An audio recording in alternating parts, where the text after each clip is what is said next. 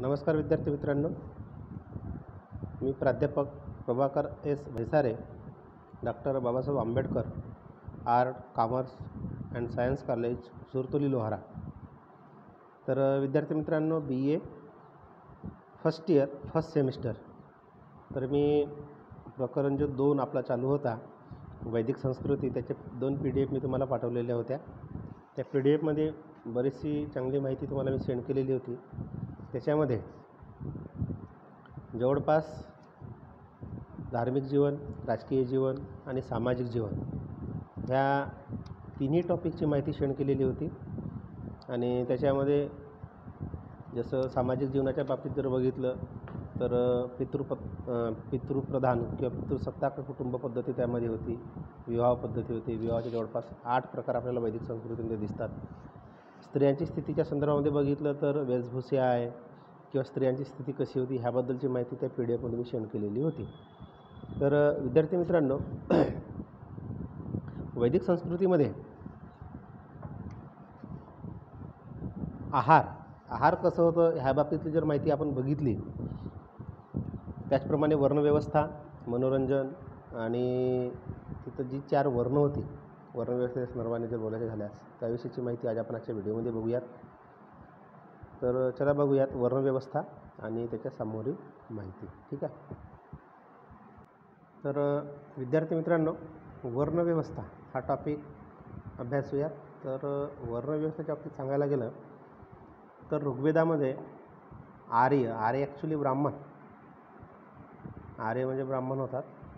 तर ऋग्वेद काळामध्ये आर्यांचे क्षत्रिय, ब्राह्मण, वैश्य हे 3 वर्ण किंवा वर्ग गुणकर्मानुसार पडले होते असं म्हटलं जातं. आर्याच्या ह्या तिन्ही वर्णात रोटीबेटी व्यवहार चालू असून, आता रोटीबेटी व्यवहार म्हणजे विवाह पद्धती वगैरे त्यांच्यामध्ये चालत असतात. कोणाकोणामध्ये? क्षत्रिय, ब्राह्मण आणि वैश्य यांच्यामध्ये. आणि यांच्यामध्ये रोटीबेटी व्यवहार चालू असून वर्ण व व्यवसाय बदलविता येणे शक्य होत होते. आणि नंतर अनार्य जे लोक होते, अनार्य म्हणजे इथले भारतातील मूल निवासी किंवा मूळचे राहणारे लोक, तर ह्या अनार्यांना शूद्र वर्णामध्ये समाविष्ट करण्यात येऊन त्यांची सेवा करणे, म्हणजे कोणाची? ब्राह्मण, क्षत्रिय आणि वैश्य यांची सेवा करणे हाच त्यांचा व्यवसाय होता. ॲक्च्युली याला व्यवसाय आपण म्हणू शकत नाही, ही गुलामगिरी होती. तरी त्यांच्यासोबत रोटी व्यवहार चालू असून अस्पृश्यता नव्हती असं ऋग्वेद काळामध्ये सांगितलं जातं आहे. परंतु त्या बाबतीत बरेच मुद्दे किंवा बरेचशा बाबी वादग्रस्त आहेत असं आपण म्हणू शकतो. ब्राह्मण काळामध्ये ही वर्गवारी अथवा वर्णव्यवस्था कडक होऊन, म्हणजेच तिने अजून कठोर स्वरूप आले त्या वर्णव्यवस्थेला. नंतर तिला जातीचे स्वरूप आले आणि रोटीबेटी व्यवहारावरही नंतर अधिकाधिक बंधनं घालण्यात आली. आणि प्रत्येक वर्णाचे व्यवसाय नंतर हळूहळू निश्चित होऊ लागले आणि वर्ण बदलविणे उत्तरोत्तर कठीण होऊ लागले. त्याच्यामध्ये आपण सर्वात पहिला वर्ण बघू, ब्राह्मण.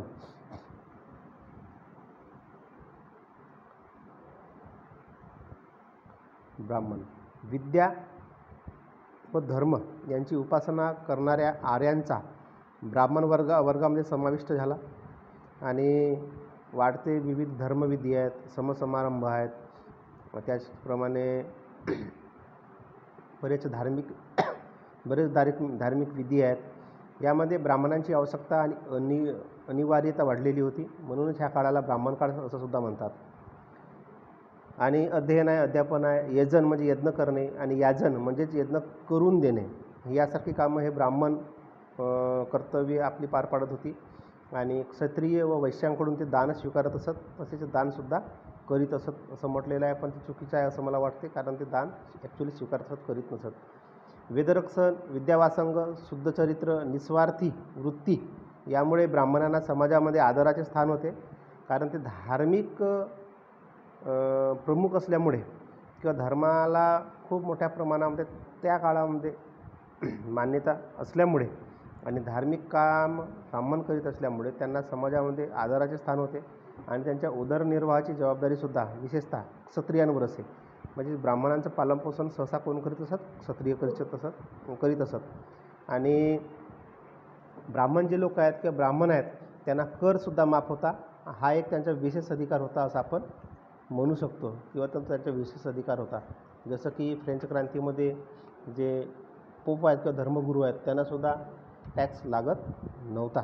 अगदी त्याचप्रमाणे भारतातल्या ब्राह्मणांनासुद्धा त्या काळामध्ये म्हणजेच वैदिक काळामध्ये टॅक्स त्यांच्याकडून वसूल केला जात नव्हता. नंतर आहे दुसरं क्षत्रिय. तर लढवय्या आर्याचा क्षत्रिय वर्णामध्ये समावेश झाला आणि नंतर वृद्धिंगत साम्राज्यासाठी म्हणजे जसं जसं साम्राज्य वाढत होतं त्यांच्या संरक्षणासाठी आणि संवर्धनासाठी क्षत्रियांची आवश्यकता आणि गरज भासू लागली आणि राज्यरक्षण करणे, राज्यवर्धन करणे, यासाठी युद्ध करणे वगैरे ज्या बाबी आहेत हे संपूर्ण बाबी किंवा कर्तव्य क्षत्रिय करीत असत. आणि तशाच प्रकारे अध्ययन आहे, यजन आहे, दान ही सुद्धा त्यांची कर्तव्यसुद्धा होती. त्याचप्रमाणे राजसत्ता टिकवून ठेवण्याचे आणि प्रसंगी ती राजसत्ता उलथवून पाडण्याचे सामर्थ्य क्षत्रियांमध्ये असल्यामुळे राज्यात त्यांना मानाचे स्थान होते आणि त्यांनासुद्धा करमाप हा सुद्धा एक विशेष अधिकार त्या काळामध्ये त्यांना होता. आणि हे क्षत्रिय जे आहेत दिवस रात्र युद्धाचे प्रसंग यांच्यावर उद्भवत असल्यामुळे किंवा युद्धाच्या परिस्थितीला तोंड द्यावं लागत असल्यामुळे क्षत्रिय हे युद्धकलेमध्ये निष्णात झाले किंवा निपुण झाले.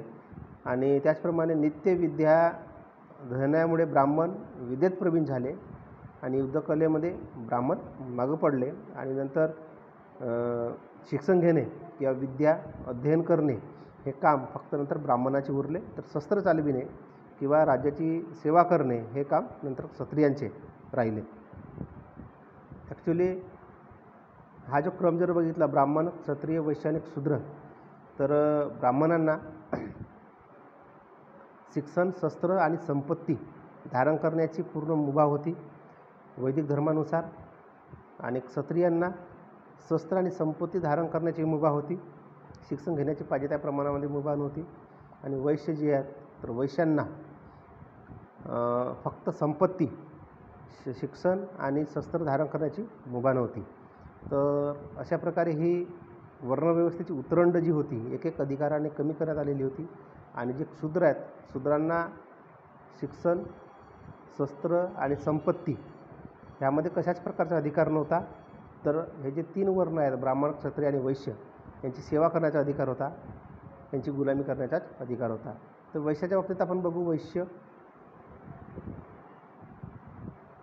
कृषी व वाणिज्य म्हणजे व्यापार करणाऱ्यांना आर्यांचाच वैश्य वर्ण बनला.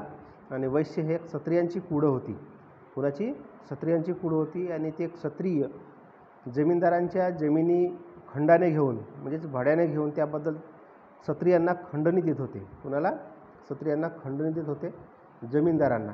त्याचप्रमाणे शेतीबरोबर पशुपालनसुद्धा ते करीत होते. आणि वैश्यांची जी शेती, पिके, पशु इत्यादी त्या बाबतचा ते व्यवसाय करीत असत. आणि हे शेती आहे, पिके आहेत आणि पशु याचे संरक्षण करण्याची जबाबदारी कोणावर असे? राजा आणि क्षत्रियांवर असे. त्याबद्दल त्यांना कर द्यावा लागत असे. कोणाला? वैश्यांना. वैश्यांवर कर बसत असे, टॅक्स देत असत. शेतमाल आणि पशूंची घेवदेव करणारा व्यापारी वर्ग नंतर हळूहळू वैश्यांमध्ये निर्माण झाला. त्याचप्रमाणे सुतार वगैरे व्यावसायिकांचाही वैश्यामध्ये समावेश होऊ लागला. म्हणजेच अध्ययन, यजन आणि दान करण्याची वैश्यांची ही मुभा होती. परंतु याकडे वैश्यांचे नंतर हळूहळू दुर्लक्ष झाले. ब्राह्मण व क्षत्रियांशी त्याचे संबंध जे आहेत ते दुरावत गेले हळूहळू. आणि कृषी कार्यासाठी शूद्रांची आवश्यकता असल्यामुळे वैश्यांचा शूद्रांसोबत संबंध वाढला. कारण शेती करणे, पशुपालन करणे, पीक काढणे याच्यामुळे वैश्यांचा दर्जा नंतर हळूहळू खालावत गेला. यासाठी खालावत गेला की वरचे ते जे 2 वर्ण आहेत ब्राह्मण आणि क्षत्रिय हे स्वतःला श्रेष्ठ समजू लागलेले होते आणि वैश्यांसोबतचा हळूहळू संबंध ते तोडत गेलेले होते. त्यामुळे त्यांचा सामाजिक दर्जा खालावत गेला. त्यांना विशेष अधिकार कोणत्याच प्रकारचे नव्हते. कुणाला? वैश्यांना. टॅक्स त्यांच्यावर बसत होता, टॅक्स द्यावा लागत होता.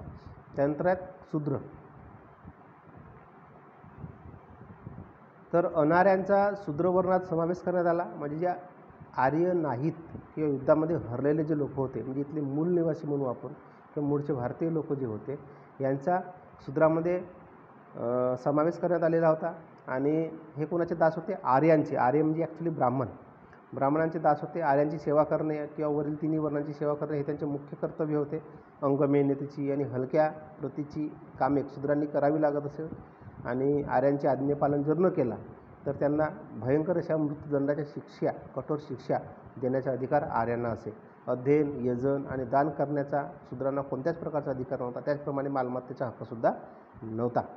तर अशा प्रकारे ही जी वर्णव्यवस्था होती, वर्णव्यवस्था अत्यंत भयानक अशी वर्णव्यवस्था होती. ह्याच वर्णव्यवस्थेवर आधारित भारताची समाजव्यवस्था निर्माण झाली होती, की भारतामध्ये समाजव्यवस्था निर्माण झालेली होती.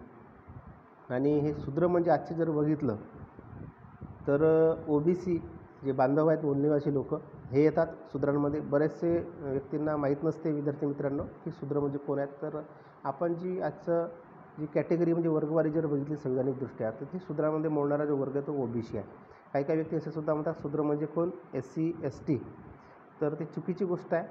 हा एक वर्ण आहे आणि वर्णामध्ये शूद्र हा शेवटचा वर्ण आहे आणि याच्यामध्ये OBC लोक येतात. आणि जी SC आणि ST जी काही लोक जे आहेत, तर ST म्हणजे आदिवासी, तो एक वेगळाच झाला त्यांच्या प्रकार, तो ॲक्च्युली वर्णामध्ये येत नाही. आणि SC सुद्धा हा वर्णामध्ये येत नाही, ते अस्पृश्य असे होते, वर्णाच्या बाहेर होते. त्याच्यामुळे शूद्रामध्ये जो येणारा जो वर्ग आहे तो वर्ग म्हणजे फक्त OBC वर्ग आहे, हे लक्षात घ्यायचं. ठीक आहे. तशा प्रकारे ही वर्णव्यवस्था आपण या ठिकाणी बघितलेली आहे.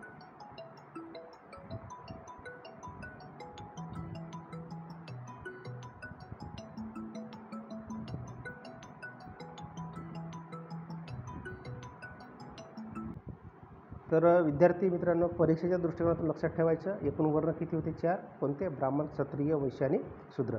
त्यानंतर आहे आश्रमव्यवस्था. आश्रमव्यवस्था आपण बघू तर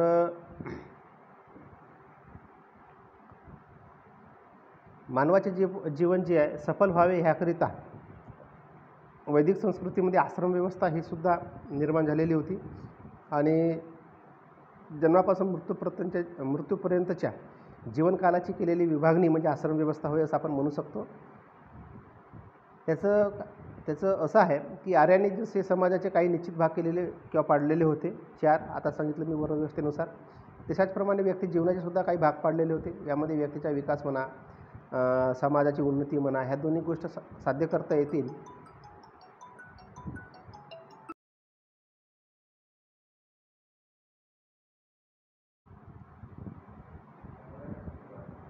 तर व्यक्तीचा विकास करणे, समाजाची उन्नती करणे, ह्या दोन्ही गोष्टी साध्य करण्याकरिता आश्रमव्यवस्था निर्माण करण्यात आलेली होती किंवा आर्यांनी किंवा ब्राह्मणांनी आश्रमव्यवस्था निर्माण केली.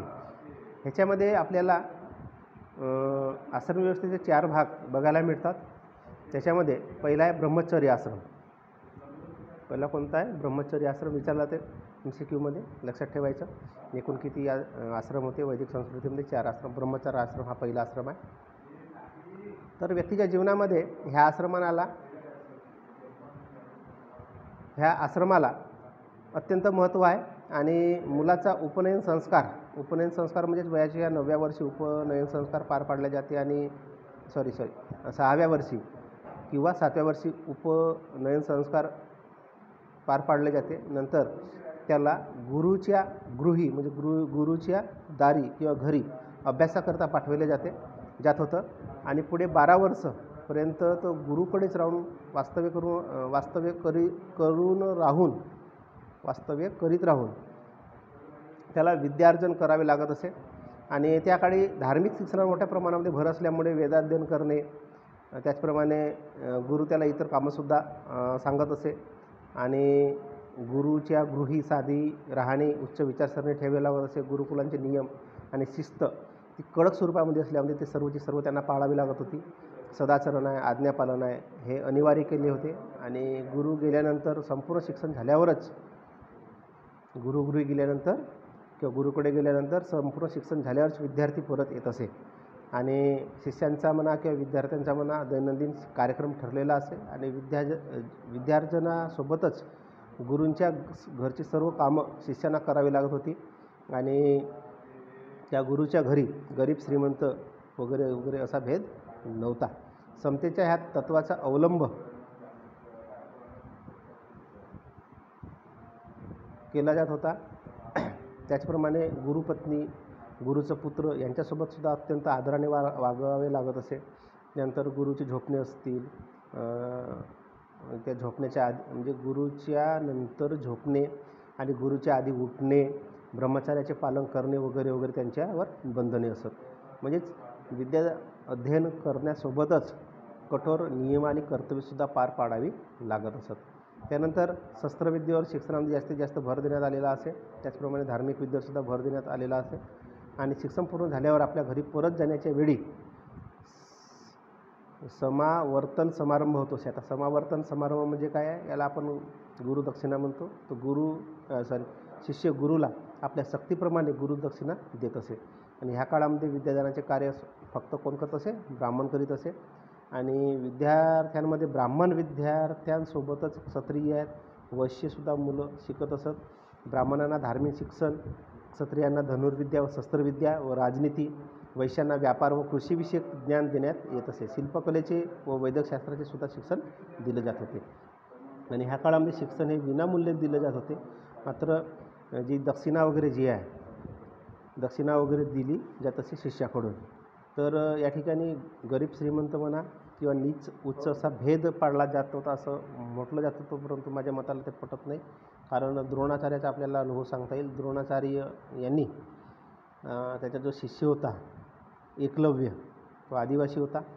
तर ॲक्च्युली अर्जुनाच्या समोर जाऊ नये, म्हणजे अर्जुनापेक्षा निष्णांत होऊ नये अशी कदाचित द्रोणाचार्याची भावना असावी. म्हणूनच आणि ह्याच बाबीसाठी द्रोणाचार्याने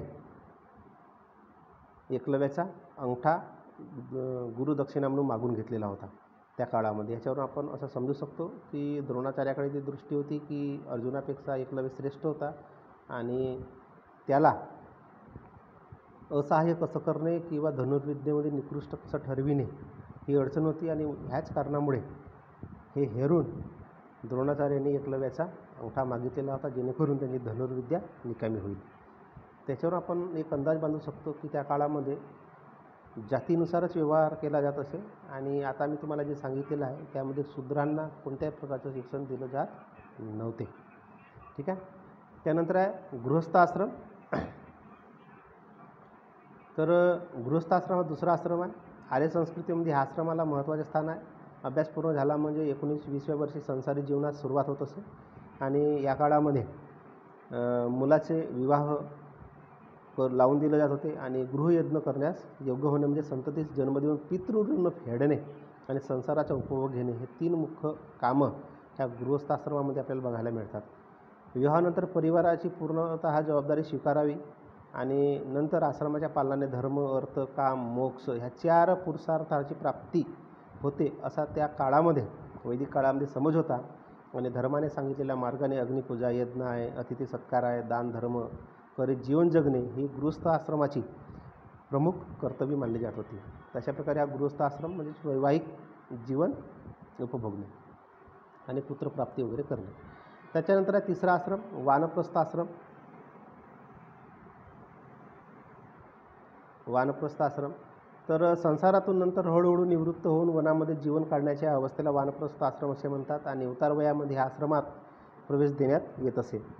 आणि गृहस्थ आश्रम आणि संन्यासाश्रम ह्यांच्यामधली ही पायरी आहे वानप्रस्थ आश्रमाची. आणि ह्यामध्ये कसं असते की गृहस्थ आश्रमातील कर्तव्य पार पडल्यानंतर संसाराची जबाबदारी त्याचा जो मुलगा असेल त्या मुलावर सोपवून अरण्यामध्ये जाऊन पारमार्थिक सुख मिळविण्याचा प्रयत्न करावा लागत असे. ह्यालाच गृहस्थ आश्रम असे म्हणतात. आणि संपूर्ण कौटुंबिक आणि ऐहिक बंधनातून मुक्त होण्याचा प्रयत्न त्याकाळी लोक करीत असत. समाजव्यवस्थेचे व्रत घेऊनच आत्मक्लेश सहन करण्याची आणि तन्मनाला अत्यंत चांगल्या पद्धतीने अध्यात्माकडे वळण्याची सवय लावणे ह्या वानप्रस्थ आश्रमामध्ये केलं जात असे. त्याच्यानंतर आहे संन्यासाश्रम. हा चौथा आणि शेवटचा आश्रम आहे. तर संन्यासाश्रम म्हणजे काय की जीवनातील अखेरचा हा आश्रम आहे आणि सर्व मायेची बंधने तोडून वैराग्य वृत्तीने वागावे लागत असे. त्याच्यामध्ये काम, क्रोध, लोभ, मोह, मद आणि मत्सर ह्या सर्व 6 सडरिपूंचे म्हणजे 6 शत्रूंचे दमन करणे, मनावर आणि मेंदूवर ताबा आणि नियंत्रण मिळविणे हे संन्यासाश्रमाचे एक कौशल्य होतं असं आपण म्हणू शकतो.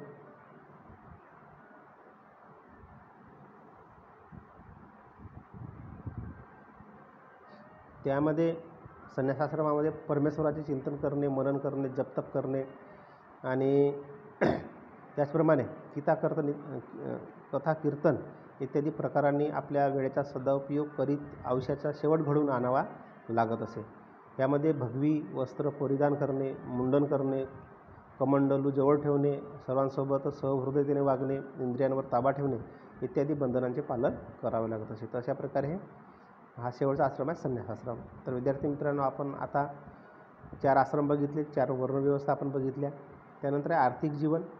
तर आर्थिक जीवनाच्या संदर्भामध्ये आपण उद्याच्या व्हिडिओमध्ये त्याचा अभ्यास करूया. आर्थिक जीवन वैदिक काळामध्ये कशाप्रकारे होते, कशा प्रकारचे व्यवसाय होते आणि कशाप्रकारे लुतेदार बलुतेदार पद्धती निर्माण झाली होती इत्यादी विषयाचा आपण या ठिकाणी अभ्यास करणार आहोत. धन्यवाद.